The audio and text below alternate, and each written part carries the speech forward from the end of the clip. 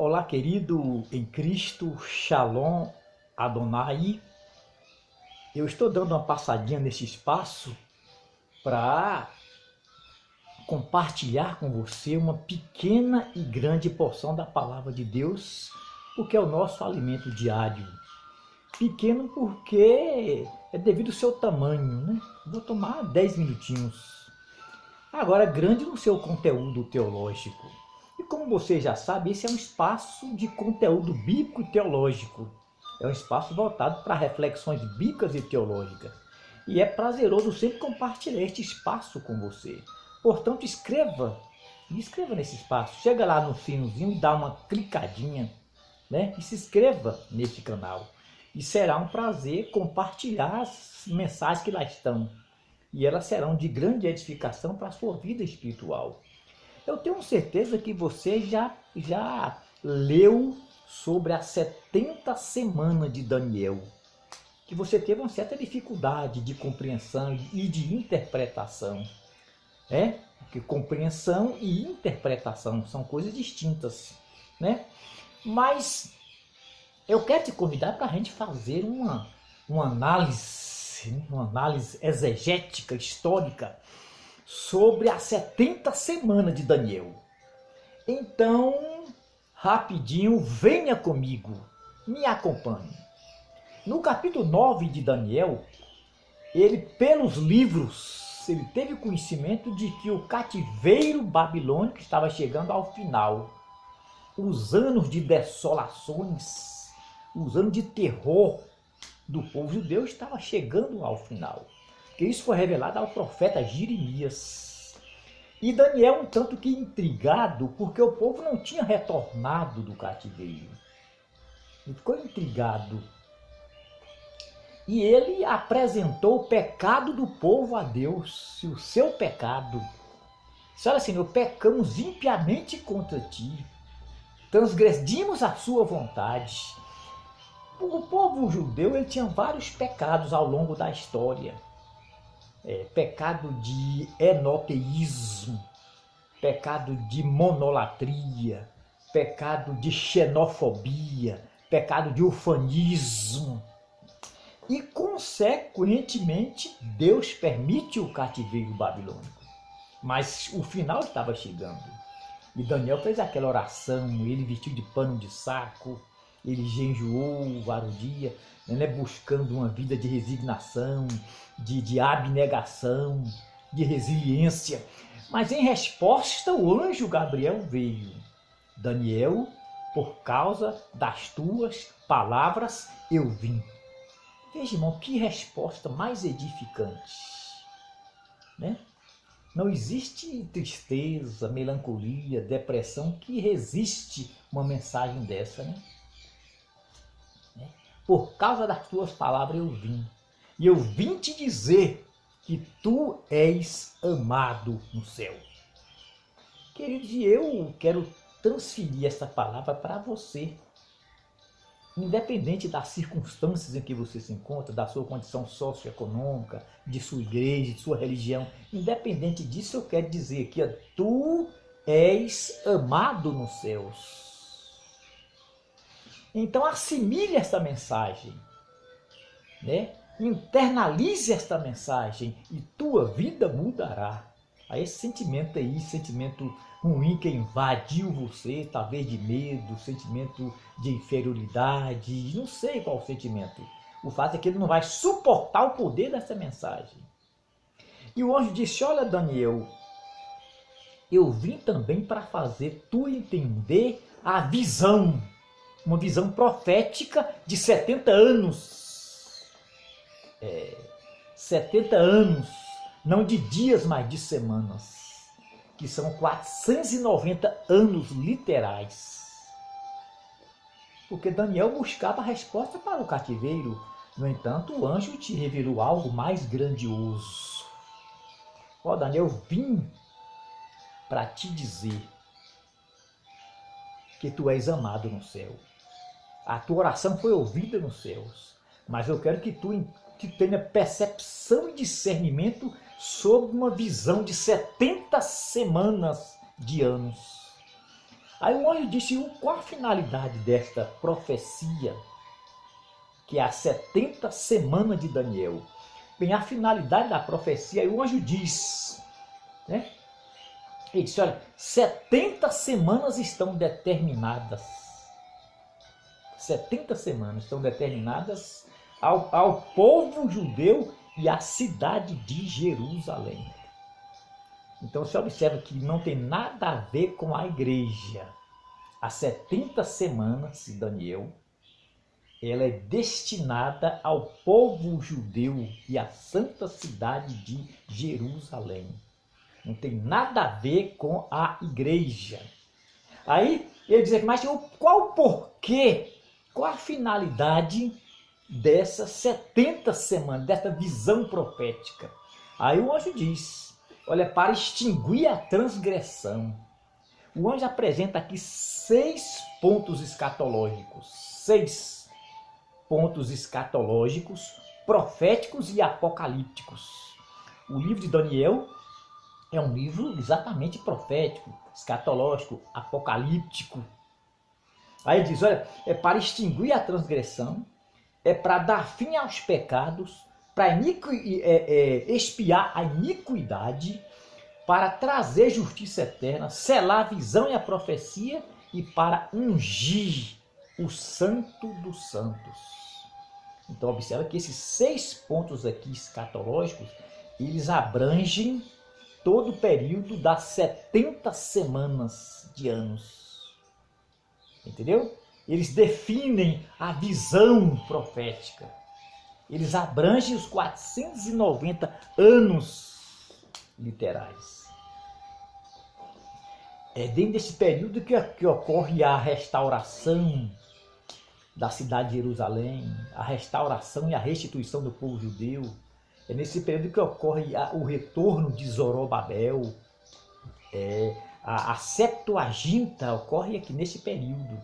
A Septuaginta é a tradução do hebraico aramaico para o grego, né? Da Bíblia, aquela Bíblia hebraica aramaico para o grego, feito por 70 judeus. É nesse período que ocorre aquela batalha que os historiadores chamam de Galgamela, ou Arbela, ou batalha greco-persa, quando os gregos subjugam os persas, entendeu? E Alexandre o Grande conquista praticamente o mundo todo, não é isso? Aí morre Alexandre o Grande e surge aqueles 4 generais que vão dominar sobre a Palestina, Licímaco, Cassandro, Seleuque e Ptolomeu. É nesse período que ocorre também a batalha de Pídima, né? É uma batalha entre Roma e a Grécia. Aí Roma subjuga a Grécia, Roma ascende ao poder, entendeu? É nesse período que surge aquele taxado pelo tipo histórico do anticristo, chamado Antíoco Epifânio. Ele é descendente lá ele surge da descendência dos Seleucidas, que foram 4 dinastias, né? 4 generais, Licímaco, Cassandro, Seleuco e Ptolomeu, que são generais de Alexandre o Grande. Aí surge aí o Antíoco Epifânio. Ele profana o templo de Zorobabel. Ele destrói todos os exemplares da Bíblia hebraica, da Taná, e toca fogo de tudo. Antíoco Epifânio. Então, é dentro deste período que vai ocorrer a morte do Messias, a vinda do Messias em glória. É nesse período que vai ocorrer a conversão em massa do povo judeu. Venha comigo rapidinho, para tirar alguma dúvida. O anjo diz assim, olha, sabe Daniel e entende. A saída para restaurar, para edificar Jerusalém. Queridos, o imperador persa chamado Artaxerxes, ele promulga um edito, e este edito, essa promulgação ocorreu em 457 a.C.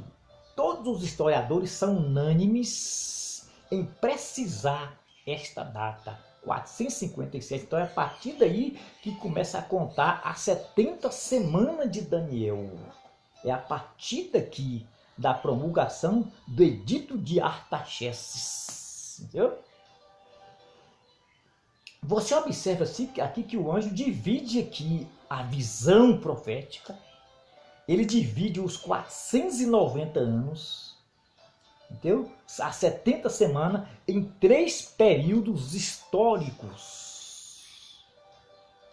Então é preciso atentar para todo o contexto histórico, porque a história é evolutiva, o revelar de Deus é progressivo.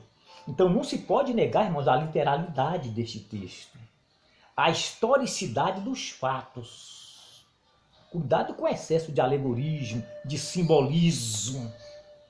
Cuidado.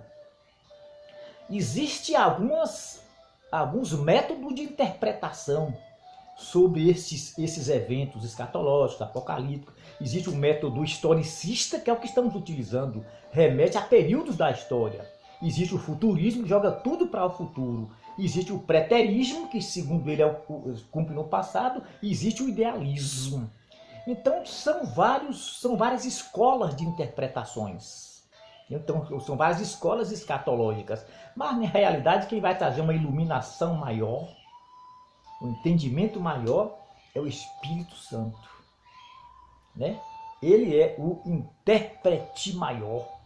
Agora você observa aqui os 3 períodos dessa história. 7 semanas, 62 semanas e mais uma semana. Totalizando aí 70 semanas.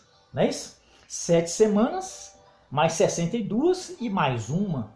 Então são 70 semanas. Agora veja aqui, as primeiras 7 semanas equivalem a 49 anos. Dentro desse período de 49 anos, houve o retorno de Zorobabel com o povo judeu, a reconstrução dos muros de Jerusalém por Neemias, a reconstrução do templo por Esdras, a reconstrução da cidade. Então tudo isso aconteceu dentro de 49 anos. 7 semanas. Mas veja o que diz aqui o texto. Olha, 7 semanas e mais 62 semanas. Aí o Messias será tirado. Agora não faça aqui a contagem comigo. Olha bem, 7 semanas com mais 62 semanas, forma-se 69 semanas. Mas a profecia seria 70 semanas. Entendeu? Agora, você pega 62 semanas, vai dar exatamente 434 anos literais. Com mais 49 anos literais, vai dar exatamente 483 anos literais. 69 semanas de anos.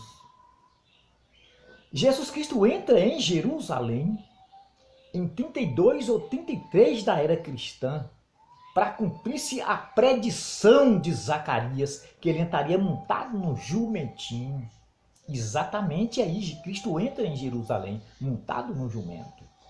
Meus irmãos, veja que a precisão dos eventos escatológicos e até da cronologia, porque a cronologia é uma ciência auxiliadora da história, ela não é exata, ela trabalha com aproximações, mas neste caso aqui, veja a perfeição, veja a precisão da cronologia, tratando de 70 semanas de Daniel. Mas, querido, e a última semana para formar 70 semanas? E a última semana? Segura aí rapidinho. A gente retoma este ponto.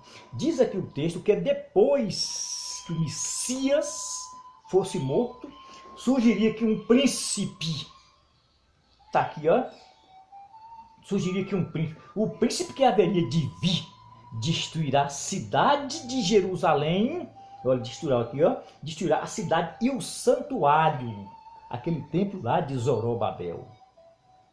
Agora, que príncipe é este aqui? Existem algumas posições escatológicas que acreditam que este príncipe, que aqui é uma referência a Antíoco Epifânio, que ele foi um precursor de Tito. Já existe aqui uma compreensão de que essa referência aqui é a um general romano chamado Tito. Tito foi filho de Vespasiano, irmão de Domiciano, no ano 70 da era cristã. No ano 70, para cumprir-se a profecia da desolação abominável de Daniel. Tito, com os exércitos romanos, invadem a cidade de Jerusalém. Tito e o seu pai, Vespasiano, invadem a cidade de Jerusalém e praticam um genocídio judaico, com requintes de crueldade. É aí que ocorre uma diáspora judaica, né? Uma diáspora judaica, onde os judeus migram para todos os lugares. Agora, queridos, retomando aqui um ponto que é a última semana de Daniel. Mostramos 49, mostramos 62 e a última semana para formar 70 semanas. Venha rapidinho comigo. Diz aqui o versículo 27. Ele fará um concerto com muitos na metade de uma semana e então violará esta aliança de paz. De acordo com o pré-milenismo dispensacionalista, a vinda de Cristo divide em duas fases. Primeiro arrebatamento e depois vinda em glória. Após o arrebatamento, o anticristo vai reinar, vai estabelecer o seu desfecho.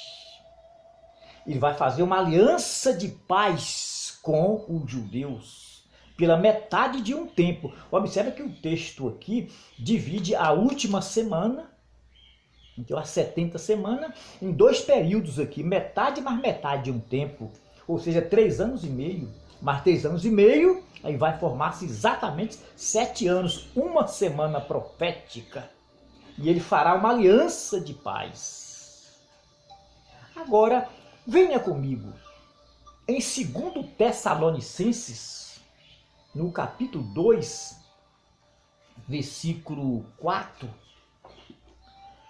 diz o seguinte: e ele, o anticristo, vai sentar-se no templo de Salomão e vai ostentar, é uma ostentação, ele vai ostentar como se fosse o próprio Deus, de sorte que buscará adoração para si, e toda a terra vai se maravilhar. Entendeu? Vai se maravilhar. Diz o texto que é um homem que vai estar sentado lá no templo de Jerusalém. Mas no original grego, no grego koiné, que no texto original, de sistema, um sistema. Você tem uma junção de dois poderes, um poder político e o poder religioso. Entendeu? E esse sistema é chamado de anticristo, é um sistema unificado e apóstata. Unificado e apóstata. Então, um sistema opressor. E por 3 anos e meio, o anticristo dominará praticamente o mundo todo. E diz aqui o texto que, vencendo a metade de um tempo, ele violará a aliança de paz. Aí então virá a grande tribulação. Porque os judeus vão olhar para o templo de Salomão e vão exercer o discernimento, descobrindo que quem está sentado ali não é o Machia, não é o Messias prometido, mas é um impostor cruel e sanguinário, é o anticristo. Então, fazendo isto, o anticristo violará, diz aqui o texto, olha, metade de um tempo ele fará cessar o sacrifício e o concerto. Aí virá a grande tribulação. Aí vence a metade de um tempo e virá a outra metade, mais 3 anos e meio, para formar as 70 semanas de Daniel. E a Bíblia diz que haverá aflição como nunca houve. Não é, a Bíblia aqui não é aflição, não é tribulação, é grande tribulação. Grande tribulação. E no finalzinho das 70 semanas da grande tribulação, diz o texto aqui que os judeus não suportarão mais a opressão, a tirania do anticristo e vão levantar um clamor para os céus. E então surgirá Jesus nas nuvens com poder e grande glória. Vamos ver o que diz o evangelista Mateus 24, versículo 21.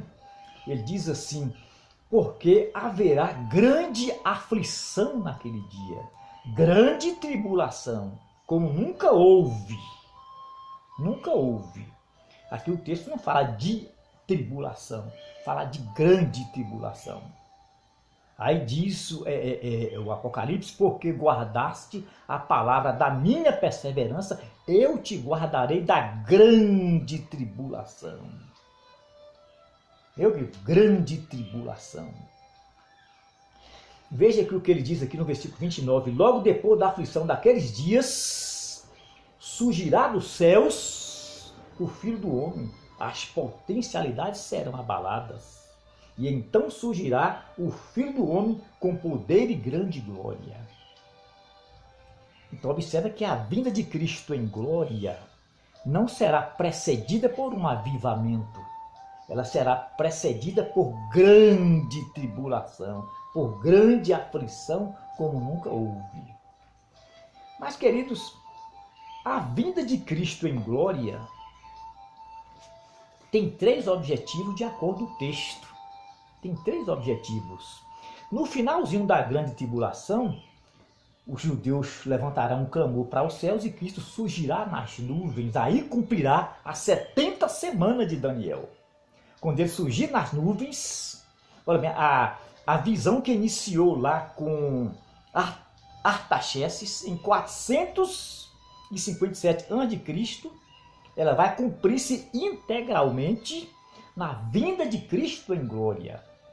Entendeu? Aí formará 490 anos literais, 70 semanas proféticas. Veja que o primeiro objetivo da vinda de Cristo em glória é Isaías capítulo 25, versículo 9, diz assim, deixa-me ler com você aqui, 25, 9 de Isaías diz assim aqui, olha. E eis que naquele dia o nosso Deus surgirá nas nuvens. Na sua salvação exultaremos e alegraremos. E naquele dia nós diremos assim: eis aí o nosso Senhor, em quem nós aguardávamos. Está vendo? Em quem nós aguardávamos. Na sua salvação alegraremos, na sua salvação exultaremos. Então observam que ocorrerá a conversão em massa do povo judeu.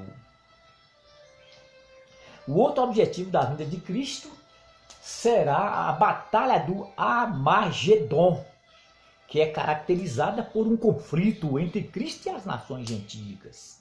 O profeta messiânico entre os menores, chamado Zacarias, no capítulo 14, versículo 4, ele descreve a vinda de Cristo em glória. Ele mostra Cristo tocando os seus pés no monte, chamado Monte das Oliveiras, e o monte fendendo.